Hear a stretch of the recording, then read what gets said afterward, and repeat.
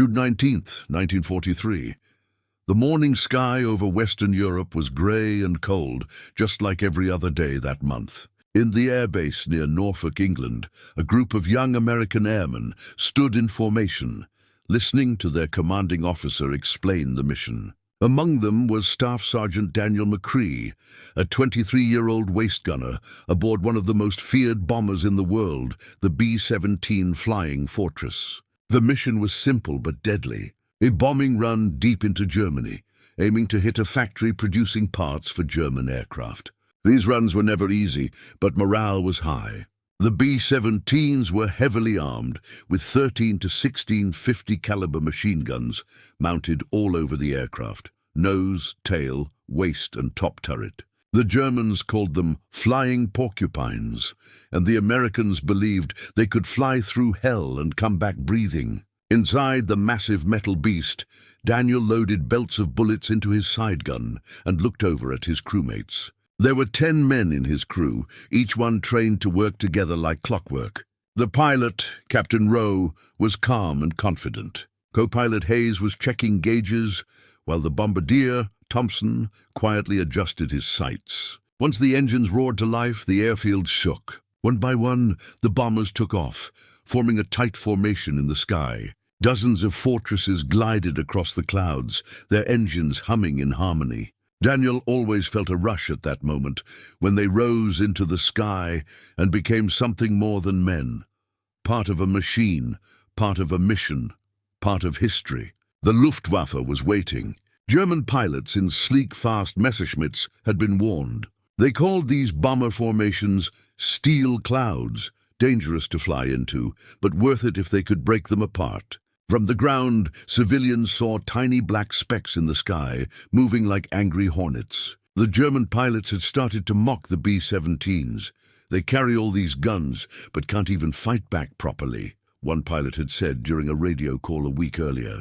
They believed the B-17s were too slow, too big, and once separated from formation, easy prey. That's exactly what happened over the skies of northern Germany. About 2 hours into the mission, the formation flew into thick clouds. Visibility dropped, and a few of the B-17s fell slightly behind. Daniel's plane was one of them.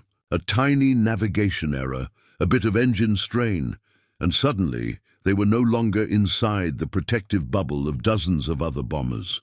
"Where the hell is the rest of the group?" the radio operator yelled, fiddling with the dial. Daniel looked out and saw only 2 other B-17s nearby. That wasn't good. In formation, they could cover each other. But now, with just 3 bombers in the open sky, they were vulnerable. And the Germans were watching. A group of 6 Messerschmitt Bf-109s swooped in from above. Daniel spotted them first. "6 o'clock high!" he screamed, and instantly chaos broke loose. The B-17's guns opened fire in all directions. Daniel held down the trigger, feeling the vibration in his arms as bullets sprayed through the air.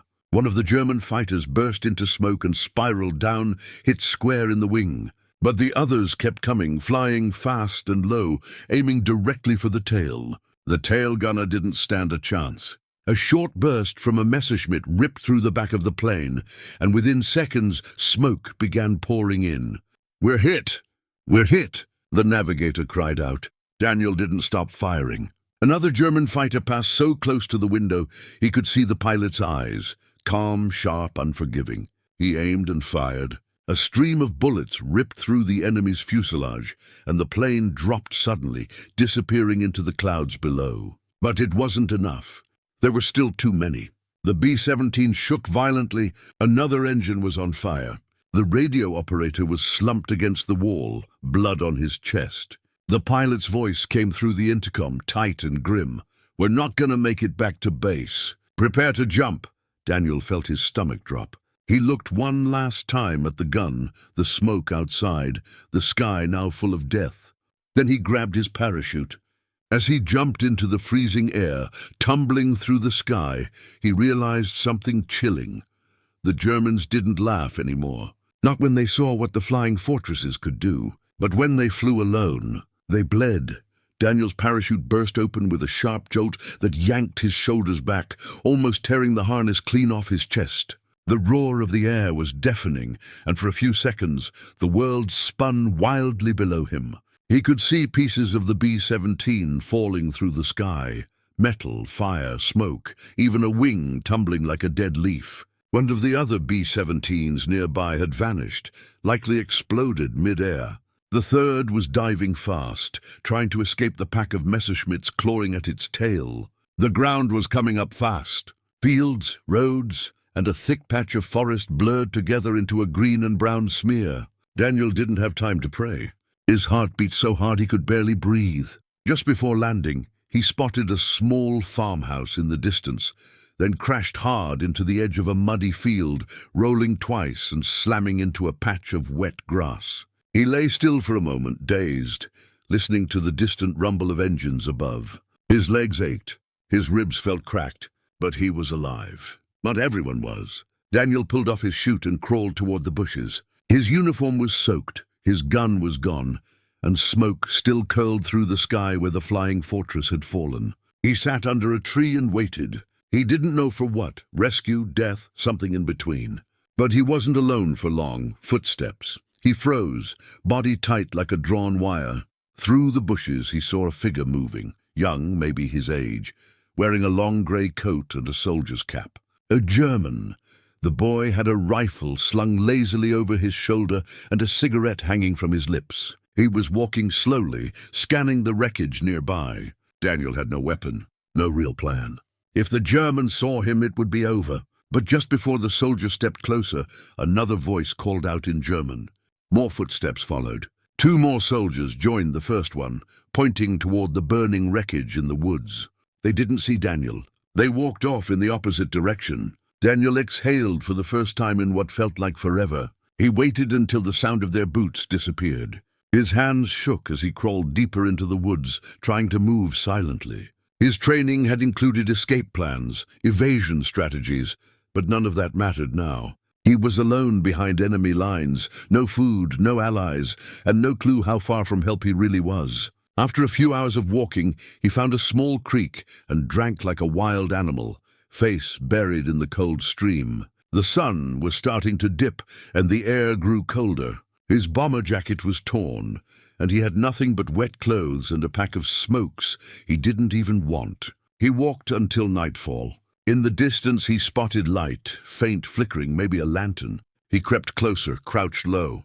It was the same farmhouse he'd seen from the air. It stood quiet in the middle of an empty field, no signs of troops or vehicles. Still, it could be dangerous. But what choice did he have? He crept to the back and tapped lightly on the wooden door. Nothing. He knocked again, softly. Then the door opened. A woman stood there, middle-aged, face lined with worry and hard years. Her hair was tied back, her apron stained. She stared at him without saying a word. Daniel tried to speak, but choked on the cold. She raised a hand, silence. She looked behind him, checked the horizon, then grabbed his arm and pulled him inside. The door shut. She didn't ask who he was, didn't ask what side he was on. She just pointed to a wooden stool near the fire and handed him a cup of something warm. Herbal tea or soup, he couldn't tell. Her eyes didn't soften, but they weren't cruel either. They were tired. She'd probably seen too many men fall from the sky. He nodded a thank you. Later that night, as he sat near the fire, wrapped in a rough wool blanket, Daniel heard her speak for the first time. Her voice was low, German-accented English. "You are not the first," she said. "Last week another, American, young like you. Shot in the leg. What happened to him?" Daniel asked. She stirred the fire with a stick, staring into the flames. "He didn't make it." Silence fell again. Outside, the night was dark. Somewhere above, more bombers flew. And somewhere out there, the German pilots were waiting again, not laughing anymore, just hunting. Daniel leaned back, staring into the fire, wondering if his crew had made it, wondering if this was how it ended, not in a blaze of glory, but in the quiet house of a stranger hiding from the war. And yet, the war was still coming.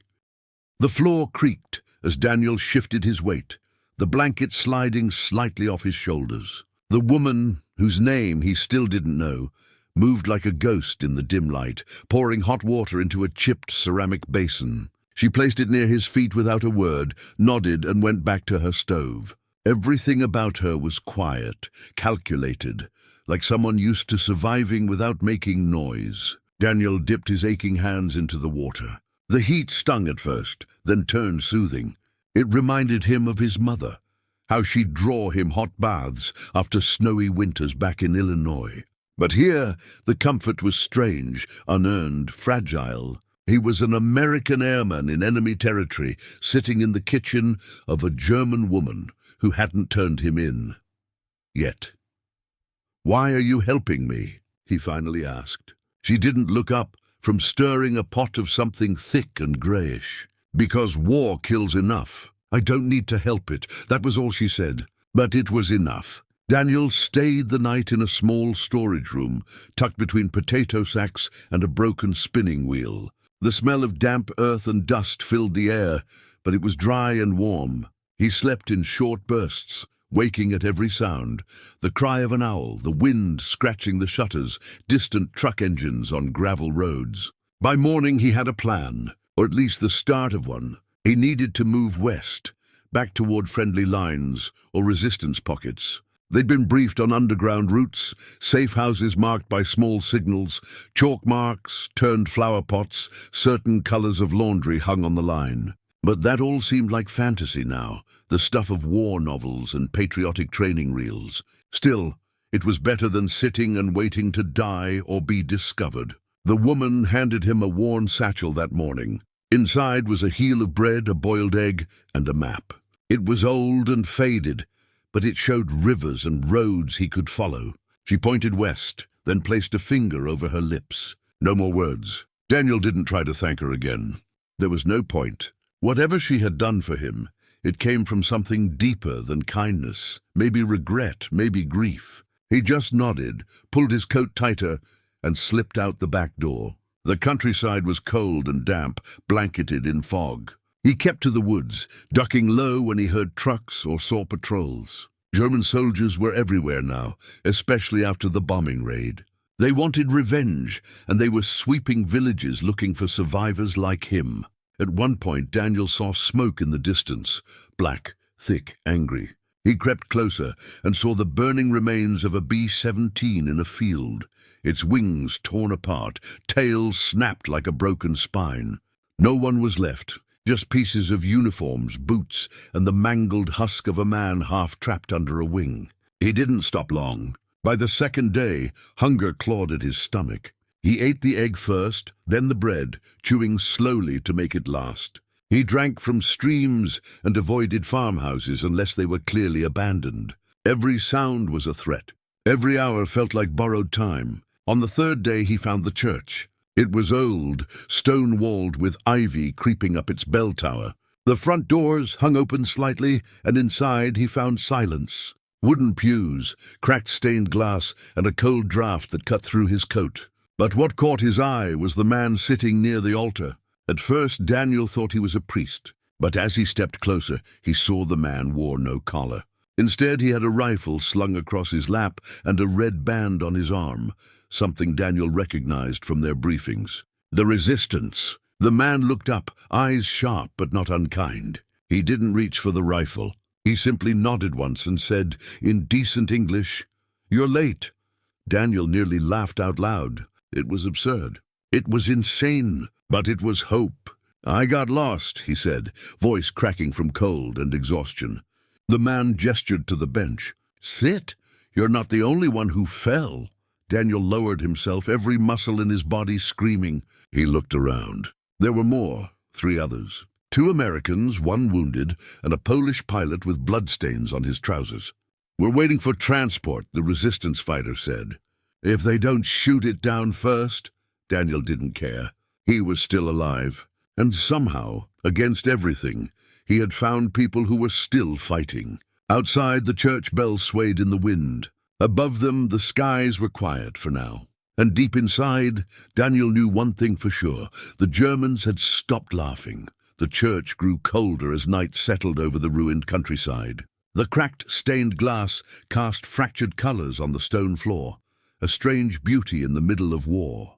Daniel sat hunched near the altar with the others, trying to shake the chill from his bones. The wounded American beside him, Lieutenant Harris, was pale and sweating, his left leg wrapped in blood-soaked cloth. He hadn't spoken much, just mumbled now and then about White 42, the tail number of his B-17, and how it had torn apart in the clouds. The Polish pilot, Marek, kept to himself. He had sharp features, a cigarette always dangling from his lip, and eyes that never stopped watching the door. He had been fighting the Germans long before America even joined the war.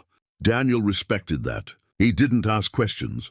The resistance fighter, who introduced himself only as Emil, was clearly in charge. He moved with quiet precision, checking their surroundings, lighting a single lantern in the far corner of the church, keeping the room dim and hard to spot from outside. He carried a pistol tucked into his belt and a rifle across his back. Every now and then, he'd walk to the shattered window and scan the tree line.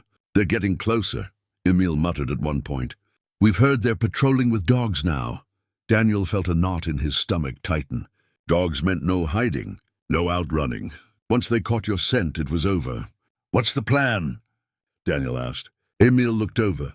"We wait. A truck is coming from the south. It's a supply vehicle. If we're lucky, it'll have space, and if we're not lucky, then you'll need to run." That night, no one slept. Harris drifted in and out of consciousness, whispering names, some prayers, some curses. Marek stood guard for hours without saying a word. Daniel found himself staring at the crucifix above the altar, chipped and weathered, Jesus' face worn smooth by time. He wasn't a religious man, but in that moment he whispered something. He wasn't even sure what. Not a prayer, just a plea. Just before dawn, headlights cut through the trees. Everyone froze. Emil raised his hand, then dropped it low. They crouched behind the pews, hearts pounding, breaths held. The rumble of the engine grew louder, then softer. The truck slowed, stopped, silence, then two sharp knocks on the church door. A code. Emil stood, rifle ready, then opened the door. A man in a dirty German uniform stepped inside, but his armband was upside down. Another signal. He quickly stripped off the coat, revealing civilian clothes underneath. "We have 10 minutes, the man said in French-accented English. "We must move now." 4 of us, Emil said. "One wounded." The driver glanced toward Harris, then shook his head. "We'll make space."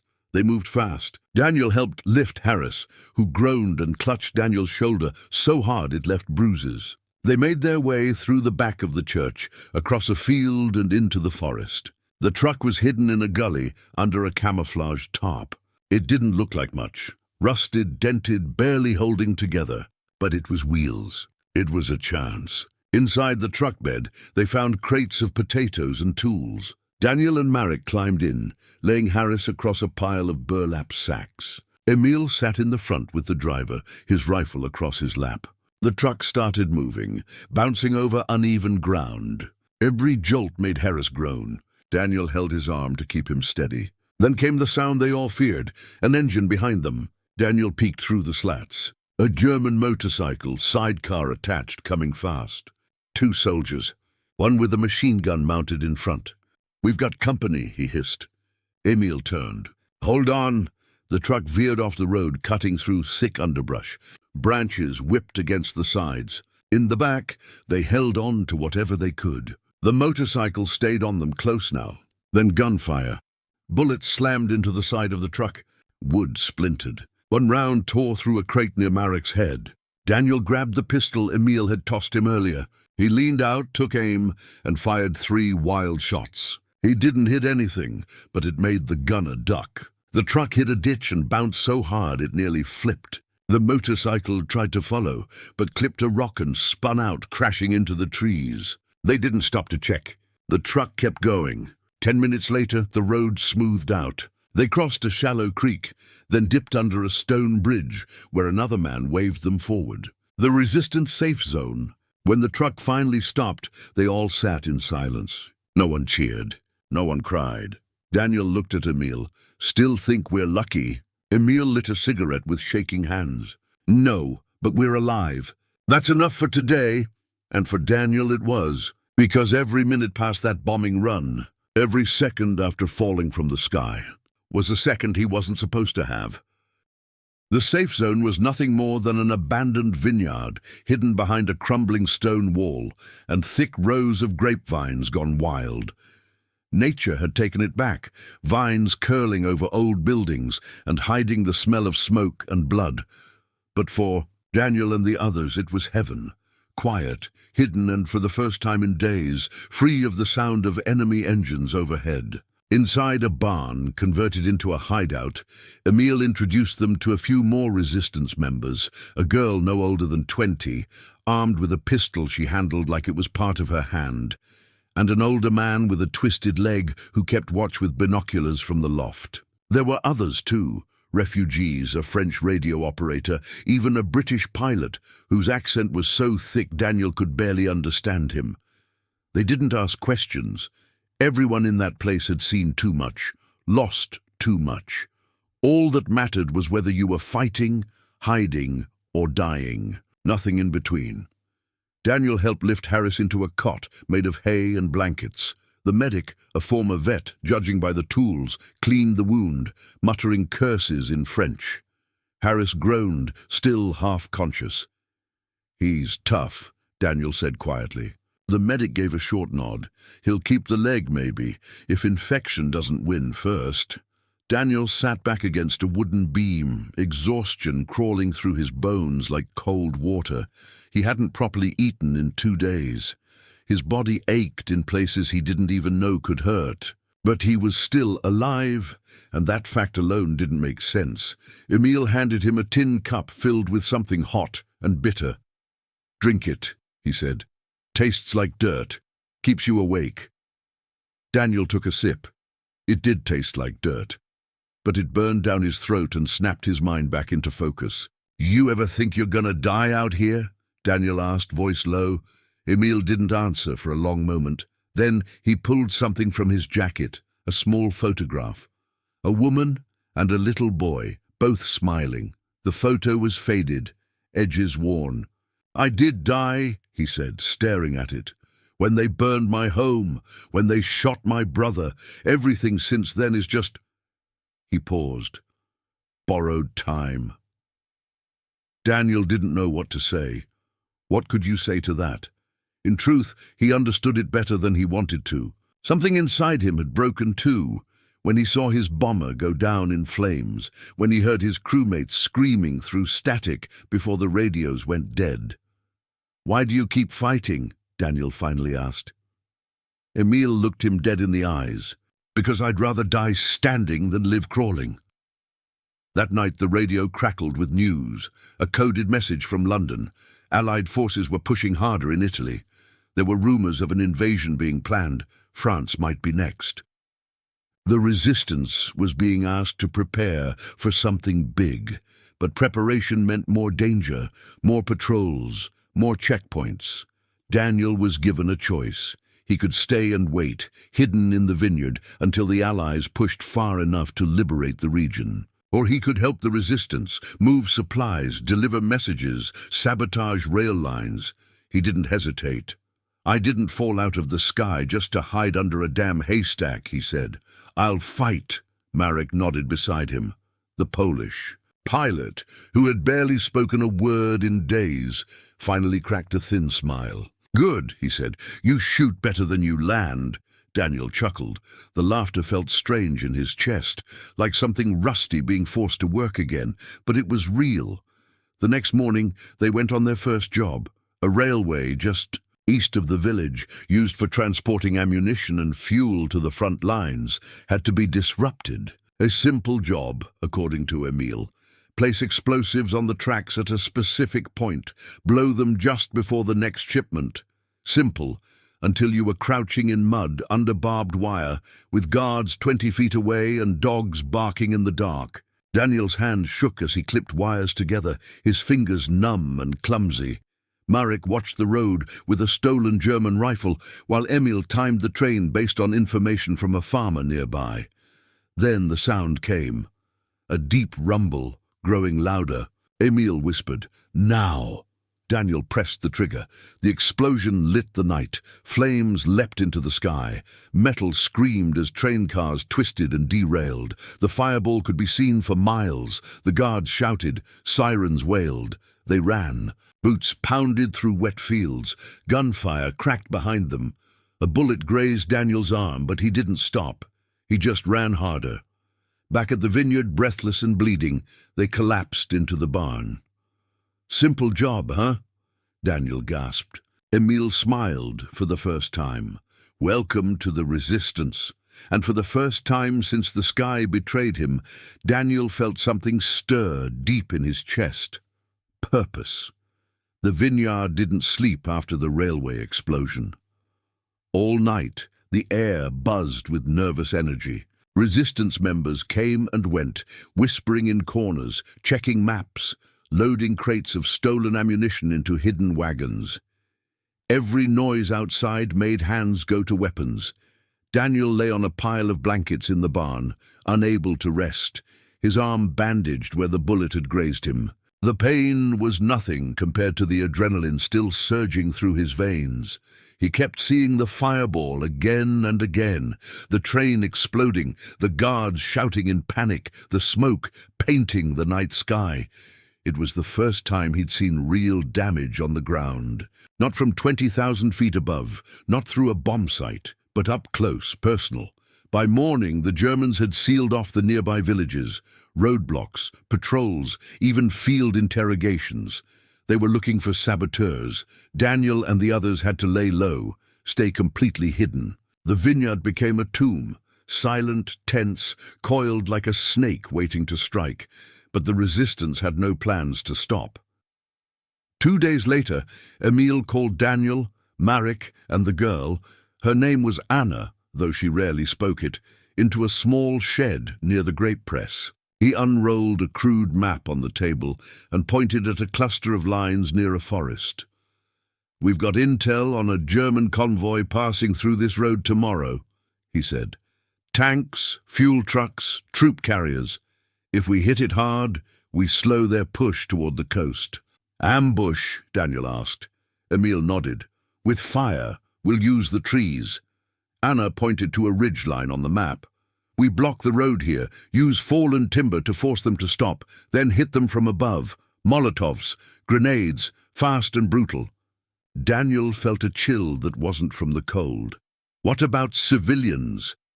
"No houses within miles," Emile said. "Just trees and soldiers." Daniel nodded. He wasn't afraid of dying, not anymore. But he was afraid of killing the wrong people. That fear hadn't left him since the first bomb he ever dropped. The plan went into motion that night. They moved through the forest under moonlight, carrying jugs of fuel, crates of homemade explosives, and rifles stolen from dead men. It was a small team, just 7 of them. Enough to hit and run. No room for mistakes. Daniel took his place behind a tree near the bend in the road. He had 2 Molotovs at his feet and a grenade clipped to his belt. His heart pounded in his ears. Across from him, Anna crouched like a shadow, her eyes locked on the path below. Then came the sound. Engines. The low growl of German trucks crawling through the dark. Everything went still.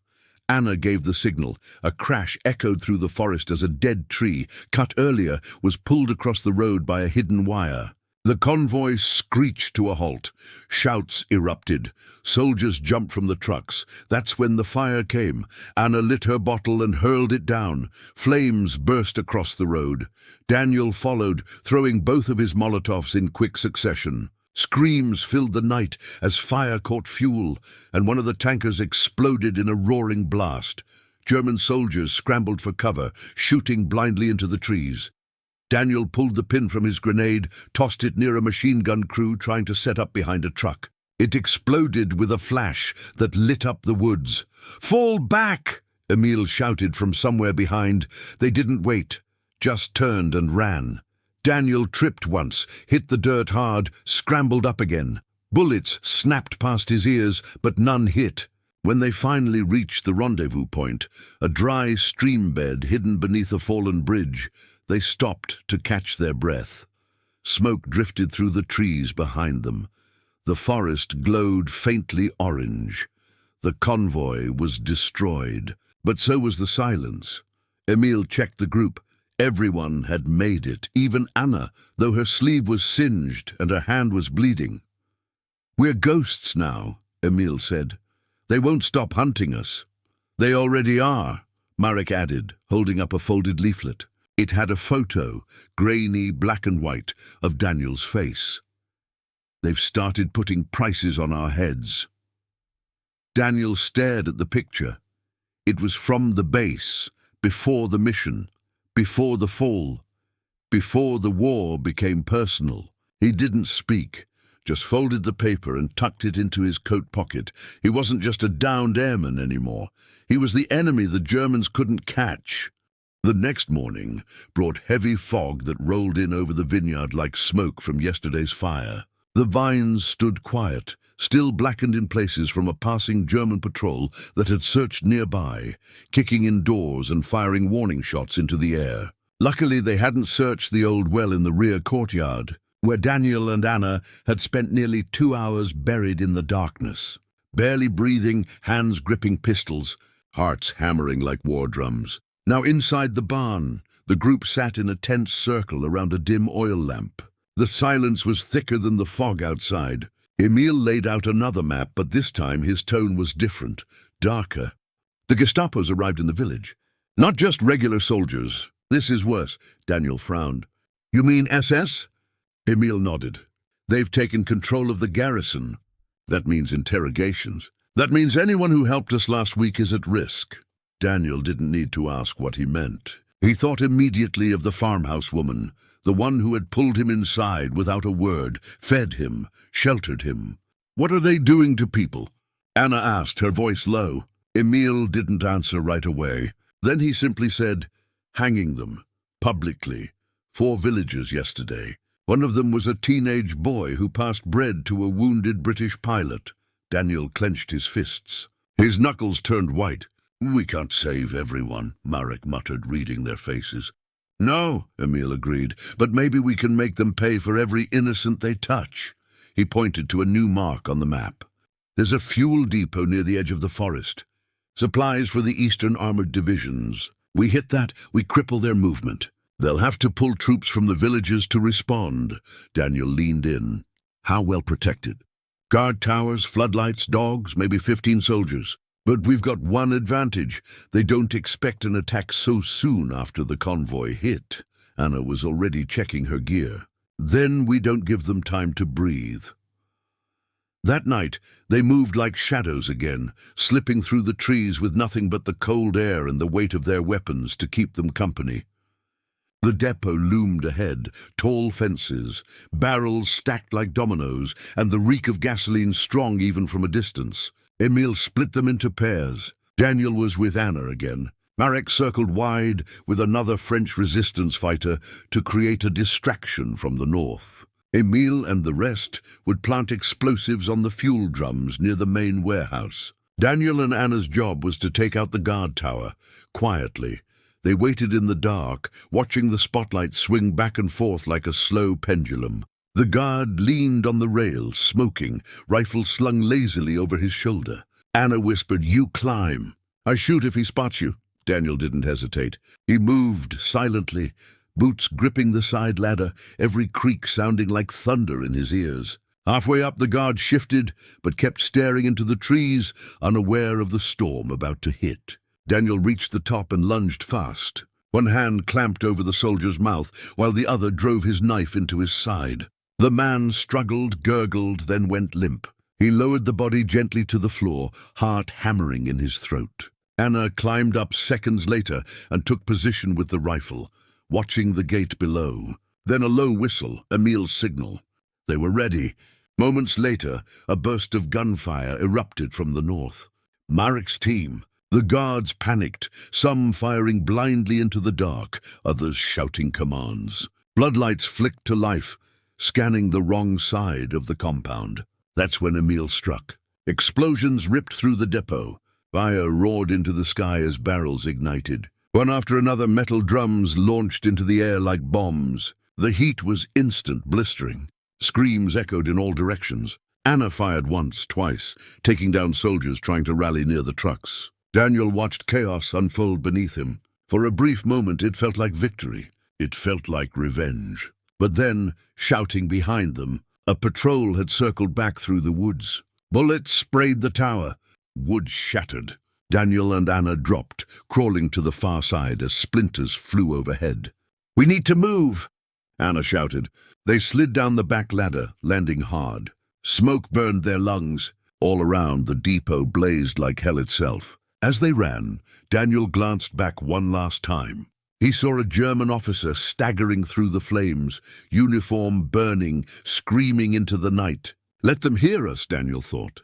Let them know we're not broken, not gone, not dead. They didn't stop running until the fires were behind them and the forest swallowed them whole. That night back at the vineyard, Emil gathered them again. "Berlin's listening now," he said with a grim smile. "They won't forget tonight." Daniel didn't smile back. He wasn't doing it for Berlin. He was doing it for the friends he lost in the sky. The woman who fed him when he was a ghost, and the boy who died for handing out bread.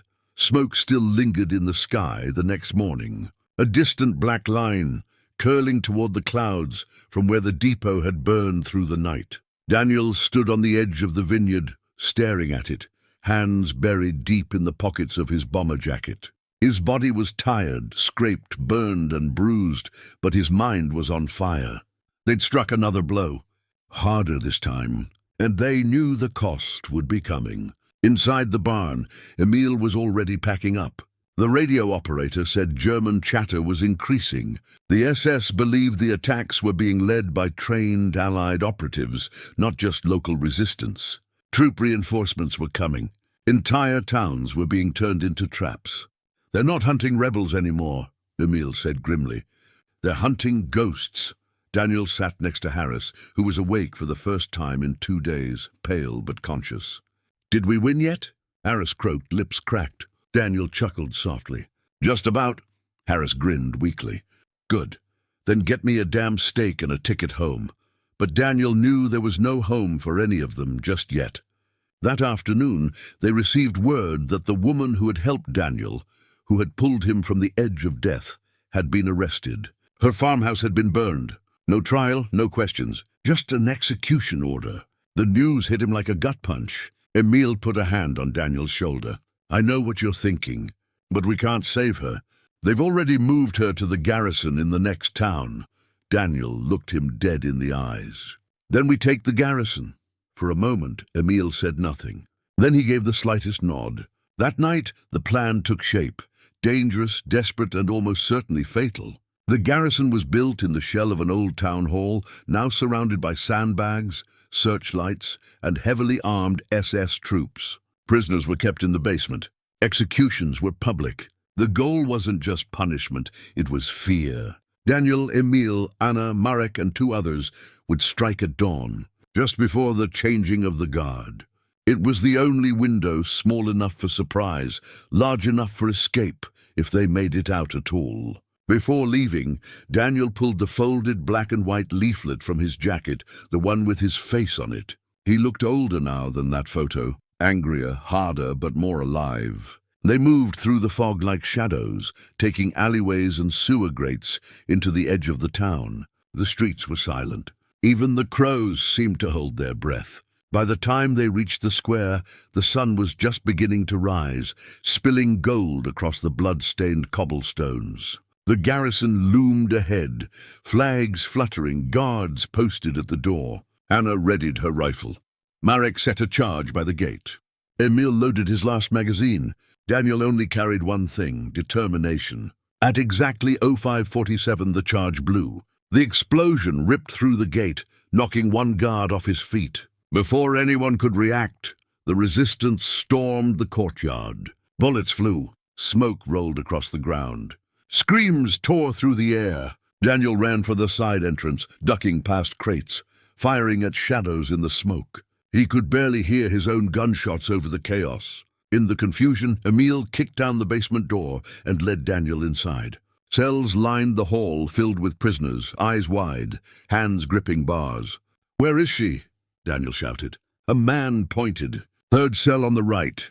She was there, face bruised, hands bloody, but standing tall. When she saw Daniel, her eyes widened in disbelief. "You idiot," she whispered. "You came back." "Couldn't let them take you," he said, blowing the lock off with a stolen German pistol. They didn't have time for more words. Outside, Marek shouted, "Reinforcements! 2 trucks!" Anna laid down suppressing fire from a rooftop, picking off soldiers one by one, but they were swarming now. Emil shouted for retreat. They ran through fire and lead, carrying the woman between them. Daniel took a bullet to the shoulder, but didn't stop. Marek tossed smoke grenades into the street, and the group vanished into the haze like ghosts. By the time they reached the woods again, the town was in chaos. Back at the vineyard, Daniel collapsed. Blood soaked his jacket. Pain burned through his arm. But the woman was alive, and so was he. That night, Emil said it quietly, but it echoed like thunder in Daniel's ears. "You were never just an airman. You were meant to fall behind." Daniel didn't understand at first. But when he looked around at Anna cleaning her rifle, Marek lighting a smoke, Harris finally laughing again, he did. Because he hadn't fallen behind. He had landed exactly where he was needed, where he would keep fighting, where ghosts were born.